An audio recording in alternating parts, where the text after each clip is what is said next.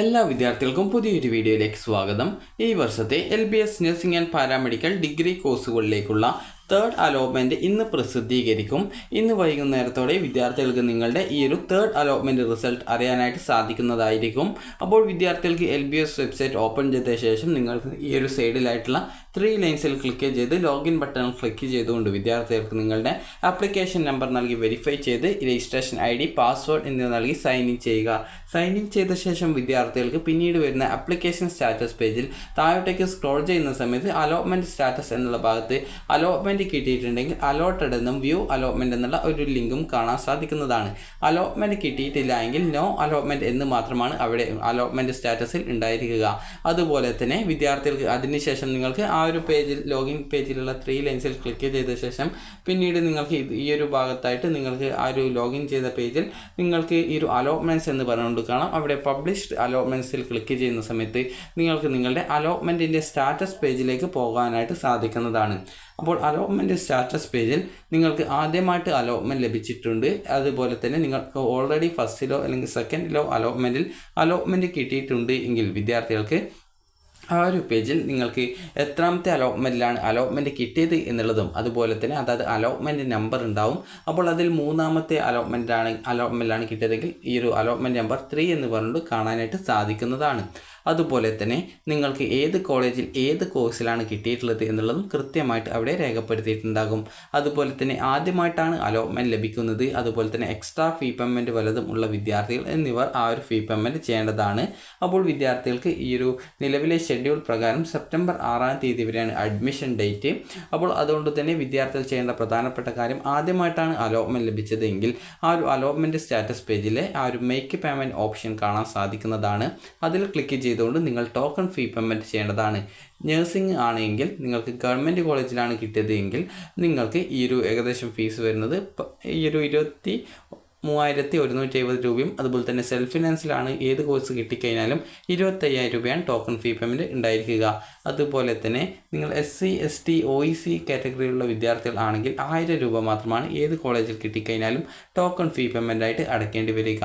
അതുപോലെ തന്നെ അത് നിങ്ങൾക്ക് 2 രീതിയിലാണ് ഫീ പേയ്മെൻറ്റ് ചെയ്യാൻ സാധിക്കുക. അതുപോലെ തന്നെ MLT കോഴ്സ് ആണെങ്കിൽ ഏകദേശം 20,860 രൂപയാണ് ഫീസ് ഇനത്തിൽ വരുന്നത്. അതായത് ടോക്കൺ ഫീയും അതായത് ടോട്ടലായിട്ട് ഫീസ് ഗവൺമെൻറ് കോളേജിൽ വരുന്നത്. സെൽഫ് ഫിനാൻസിലാണെങ്കിൽ നേരത്തെ പറഞ്ഞതുപോലെ ഏകദേശം 1,00,000-ലധികം രൂപ വരുന്നുണ്ട്. അപ്പോൾ അതുകൊണ്ട് തന്നെ 25,000 രൂപ ആ ഒരു ടോക്കൺ ഫീ ഇനത്തിൽ അടയ്ക്കേണ്ടതായിട്ട് വരുന്നതായിരിക്കും. അതുപോലെ തന്നെ നിങ്ങൾക്ക് 2 രീതിയിലാണ് ഫീ പേയ്മെൻറ്റ് ചെയ്യാൻ പറ്റുക. ഒന്നാമത്തെ രീതി ഓൺലൈൻ പേയ്മെൻ്റ് ആണ്. അപ്പോൾ ആ ഒരു നിങ്ങൾ മേക്ക് പേയ്മെൻറ്റ് ഓപ്ഷൻ ക്ലിക്ക് ചെയ്യുന്ന സമയത്ത് നിങ്ങൾക്ക് ഫീ പേയ്മെൻറ്റ് നിങ്ങൾക്ക് എത്ര രൂപയാണ് അടയ്ക്കേണ്ടത് അതിനായിട്ട് നിങ്ങൾ ആദ്യം ഓൺലൈൻ മോഡും അതുപോലെ ചലാൻ മോഡും ഉണ്ടാകും.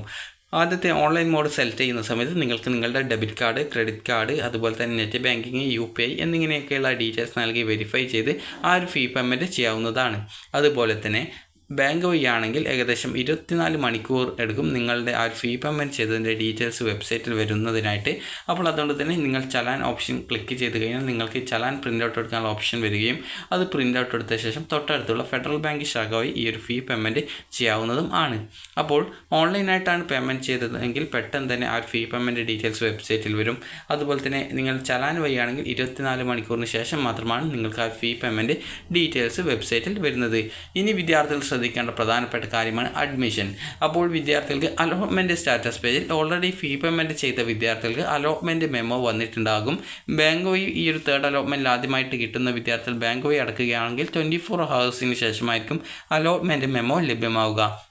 അപ്പോൾ അലോട്ട്മെൻറ്റ് മെമ്മോയും അതുപോലെ തന്നെ അഡ്മിഷന് ആവശ്യമായിട്ടുള്ള ഡോക്യുമെൻറ്റ്സും എടുത്തുകൊണ്ട് വിദ്യാർത്ഥികൾ ഈ ഒരു അലോട്ട്മെൻറ്റ് ലഭിച്ച കോളേജിൽ നിശ്ചിത ദിവസത്തിനകം പോയിട്ട് അഡ്മിഷൻ എടുക്കണം. അത് സെപ്റ്റംബർ 6-നുള്ളിൽ പോയിട്ട് അഡ്മിഷൻ എടുക്കണം. ഇല്ലാന്നുണ്ടെങ്കിൽ നിങ്ങൾക്ക് ലഭിച്ച അലോട്ട്മെൻറ്റ് നഷ്ടപ്പെടുന്നതാണ്. ഇനി വിദ്യാർത്ഥികൾ ചോദിക്കുന്ന പ്രധാനപ്പെട്ട സംശയമാണ് തേർഡ് അലോട്ട്മെൻറ്റിൽ നിങ്ങൾക്ക് ഇഷ്ടമില്ലാത്ത കോളേജോ അല്ലെങ്കിൽ കോഴ്സോ ആണ് കിട്ടിയത്. അപ്പോൾ എന്ത് ചെയ്യും എന്നുള്ളത്. അപ്പോൾ നിങ്ങൾക്ക് 2 രീതിയാണ് ഉള്ളത്. അപ്പോൾ 2 രീതി ഇപ്പോൾ പറയാം. അപ്പോൾ അതിൽ നിങ്ങൾക്ക് ഏറ്റവും അനുയോജ്യമായിട്ടുള്ള രീതി ഏതാണ് അത് നിങ്ങൾക്ക് ചൂസ് ചെയ്യാവുന്നതാണ്. ഇപ്പോൾ നിങ്ങൾക്ക് ഒരു കോളേജിൽ ഇപ്പോൾ നിങ്ങൾക്ക് നഴ്സിംഗ് ആണ് കിട്ടിയത്, നിങ്ങൾക്ക് MLT പഠിക്കാനാണ് താല്പര്യം. അതല്ല നിങ്ങൾക്ക് MLT ആണ് കിട്ടിയത്, നിങ്ങൾക്ക് നഴ്സിംഗ് പഠിക്കാനാണ് താല്പര്യമെന്ന് കരുതുക. ജസ്റ്റ് ഒരു ഉദാഹരണത്തിനാണ് ഈ 2 കോഴ്സുകൾ സൂചിപ്പിച്ചിട്ടുള്ളത്. മറ്റ് കോഴ്സുകളിലേക്കും ഇതേ രീതിയിൽ നിങ്ങൾക്ക് അലോട്ട്മെൻറ്റ് കിട്ടിയിട്ടുണ്ടായിരിക്കാം. അപ്പോൾ നിങ്ങൾക്കിപ്പോൾ തേർഡ് അലോട്ട്മെൻറ്റ് ശേഷം നിങ്ങൾക്ക് ഒന്നുകിൽ കോളേജിൽ ജോയിൻ ചെയ്ത് കോളേജിൽ നിന്നും അഡ്മിഷൻ ടൈമിൽ തന്നെ NOC കിട്ടുമോ എന്നുള്ള കാര്യങ്ങളൊക്കെ ചോദിച്ച് NOC കിട്ടുകയാണ് എങ്കിൽ നിങ്ങൾക്ക് ആ ഒരു കോളേജ് അഡ്മിഷൻ എടുത്ത ശേഷം തേർഡ് അലോട്ട്മെൻറ്റ് ശേഷമുള്ള സ്പെഷ്യൽ അലോട്ട്മെൻറ്റുകളിൽ പങ്കെടുക്കാം. അങ്ങനെ സ്പെഷ്യൽ അലോട്ട്മെൻറ്റ് വഴി നിങ്ങൾക്ക് മറ്റൊരു കോളേജിൽ കിട്ടുകയാണെങ്കിൽ, അതായത് മറ്റൊരു കോഴ്സിലേക്ക് കിട്ടുകയാണെങ്കിൽ, ഇപ്പോൾ ലഭിച്ച കോളേജിൽ നിന്നും നിങ്ങൾക്ക് NOC സർട്ടിഫിക്കറ്റ് തന്നതുകൊണ്ട് തന്നെ ആ ഒരു അലോട്ട്മെൻറ്റിൽ പങ്കെടുത്ത് അലോട്ട്മെൻറ്റ് കിട്ടിക്കഴിഞ്ഞാൽ നിങ്ങളുടെ ഡോക്യുമെൻറ്റ്സും ഫീസും ഒക്കെ തിരികെ വാങ്ങിച്ചുകൊണ്ട് പുതുതായിട്ട് അലോട്ട്മെൻറ്റ് ലഭിച്ച കോളേജിൽ ആ ഒരു നിശ്ചിത ദിവസത്തിനകം പോയിട്ട് അഡ്മിഷൻ നേടാം. അപ്പോൾ ഇതാണ് ഒന്നാമത്തെ രീതി. അതായത് അലോട്ട്മെൻറ്റ് ലഭിച്ച കോളേജിൽ മുഴുവൻ ഫീസ് അടച്ച്, അതായത് ആദ്യ വർഷത്തെ ഫീസ് അടച്ച് നിങ്ങൾക്ക് അഡ്മിഷൻ നേടാം. അതിനുശേഷം നിങ്ങൾക്ക് ആ ഒരു അഡ്മിഷൻ നേടുന്ന മുമ്പായിട്ട് NOC സർട്ടിഫിക്കറ്റ് കിട്ടുമോ എന്നുള്ള കാര്യങ്ങളൊക്കെ കൃത്യമായിട്ട് ചോദിച്ച് മനസ്സിലാക്കി നിങ്ങൾക്ക് ആ ഒരു NOC സർട്ടിഫിക്കറ്റ് അപ്ലോഡ് ചെയ്തുകൊണ്ട് സ്പെഷ്യൽ അലോട്ട്മെൻറ്റിൽ പങ്കെടുത്ത് അതിൽ കിട്ടുകയാണെങ്കിൽ അങ്ങോട്ടേക്ക് മാറാം. അഥവാ നിങ്ങൾക്ക് അതിൽ കിട്ടിയിട്ടില്ല എങ്കിൽ നിങ്ങൾക്ക് ആ ഒരു നിലവിൽ അഡ്മിഷൻ എടുത്ത കോളേജിൽ വേണമെങ്കിൽ പഠിക്കാം. അതല്ല നിങ്ങൾക്ക് അവിടെ അഡ്മിഷൻ എടുക്കാൻ താല്പര്യമില്ല, അതായത് കോഴ്സ് ചെയ്യാനായിട്ട് താല്പര്യമില്ല എങ്കിൽ നിങ്ങളുടെ ആ ഒരു ഡോക്യുമെൻറ്റ്സും ഫീസും ഒക്കെ തിരികെ നിങ്ങൾക്ക് വാങ്ങിച്ചുകൊണ്ട്, അതായത് അഡ്മിഷൻ ക്യാൻസൽ ചെയ്തുകൊണ്ട് നിങ്ങൾക്ക് പിന്നീട് വേറെ ഏതെങ്കിലും കോഴ്സുകളിലേക്ക് പഠിക്കാനായിട്ട് പോകാം. അപ്പോൾ ഈ ഒരു രീതിയിൽ നിങ്ങൾക്ക് ചെയ്യാം. അതുപോലെ തന്നെ സ്പെഷ്യൽ അലോട്ട്മെൻറ്റിൽ പങ്കെടുക്കുന്ന സമയത്ത് പുതിയ കോളേജിലേക്ക് കിട്ടുകയാണെങ്കിൽ ആദ്യം കിട്ടിയ കോളേജിലെ സീറ്റ് പോകും. അതിനുശേഷമാണ് പുതിയ കോളേജിലേക്ക് അഡ്മിഷൻ നൽകപ്പെടുന്നത്. അപ്പോൾ അതുകൊണ്ട് തന്നെ സ്പെഷ്യൽ അലോട്ട്മെൻറ്റിൽ പങ്കെടുക്കുന്ന വിദ്യാർത്ഥികൾ ആ ഒരു കാര്യം പ്രത്യേകം ശ്രദ്ധിക്കേണ്ടതാണ്. ഇനി രണ്ടാമത്തെ മാർഗം എന്ന് പറയുന്നത്, നിങ്ങൾക്കിപ്പോൾ ഇഷ്ടമില്ലാത്ത കോളേജോ അതുപോലെ ഇഷ്ടമില്ലാത്ത കോഴ്സോ ആണ് നിങ്ങൾക്ക് കിട്ടിയതെങ്കിൽ വിദ്യാർത്ഥികൾക്ക് രണ്ടാമത്തെ മാർഗത്തിൽ, അതായത് ഈ ഒരു തേർഡ് അലോട്ട്മെൻറ്റിന് ശേഷം ഇപ്പോൾ നിങ്ങൾക്ക് തേർഡ് അലോട്ട്മെൻറ്റിലാണ് കിട്ടിയതെങ്കിൽ ടോക്കൺ ഫീ പേയ്മെൻറ്റ് ചെയ്യാതെ തന്നെ സ്പെഷ്യൽ അലോട്ട്മെൻറ്റിൽ പങ്കെടുക്കാം. അതുപോലെ തന്നെ നിങ്ങൾ ഓൾറെഡി സെക്കൻഡിലോ അല്ലെങ്കിൽ ഫസ്റ്റിലോ അലോട്ട്മെൻറ്റ് കിട്ടിയ വിദ്യാർത്ഥികൾക്ക് തേർഡ് അലോട്ട്മെൻറ്റിന് ശേഷം ഇഷ്ടമില്ലാത്ത കോളേജ് കിട്ടിയിട്ടില്ല എങ്കിൽ നിങ്ങൾക്ക് ഒന്നുകിൽ അഡ്മിഷൻ എടുക്കാതെ ഈ ഒരു സ്പെഷ്യൽ സ്പോട്ട് അലോട്ട്മെൻറ്റിൽ പങ്കെടുത്ത് അതിൽ അലോട്ട്മെൻറ്റ് കിട്ടുകയാണെങ്കിൽ നിങ്ങൾക്ക് ആ ഒരു കോളേജിൽ ജോയിൻ ചെയ്യാം. അതുപോലെ നിങ്ങൾ ശ്രദ്ധിക്കേണ്ടത്, ഈ ഒരു തേർഡ് അലോട്ട്മെൻറ്റിന് ശേഷം നിങ്ങൾ ഈ ഒരു സെപ്റ്റംബർ 6-ാം തീയതിക്കുള്ളിൽ നിങ്ങൾ അഡ്മിഷൻ എടുക്കുകയാണെങ്കിൽ, അതായത് അഡ്മിഷൻ എടുത്തിട്ടില്ല എങ്കിൽ നിങ്ങൾക്ക് ലഭിച്ച അലോട്ട്മെൻറ്റ് റദ്ദ് ചെയ്യപ്പെടുന്നതായിരിക്കും. അതിനുശേഷം നിങ്ങൾക്ക് പിന്നീട് സ്പെഷ്യൽ അലോട്ട്മെൻറ്റിലോ സ്പോട്ടിലോ പങ്കെടുത്ത് അലോട്ട്മെൻറ്റ് കിട്ടുകയാണെങ്കിൽ മാത്രമാണ് അഡ്മിഷൻ നേടാനുള്ള സൗകര്യം ഉണ്ടായിരിക്കുക.